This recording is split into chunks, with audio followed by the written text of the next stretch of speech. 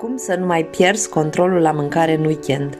Haha, ce fază bună! Și noi când mai trăim?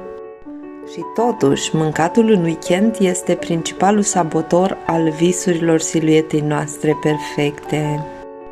Weekendul și seara. Glumă, dar există soluții de a aduce acasă voința de pe dealuri, de pe unde a fugit. Vorba aceea, dacă vrei să se schimbe ceva trebuie să se schimbe. De ce scap caii la mâncare? Pentru că mâncarea este plăcere. Că ești fericit sau singur, prea ocupat sau plictisit, obosit sau fără stare. Mâncarea e cea care e mereu lângă tine de când erai un bebeluș.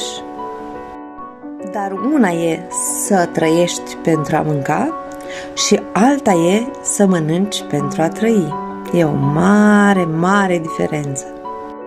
Concluzie: ca să schimbi comportamentul alimentar din weekend, trebuie să faci război cu plăcerea. E singura soluție. Pentru mai multe sfaturi, vă rog frumos un follow, urmăriți-mă și voi reveni.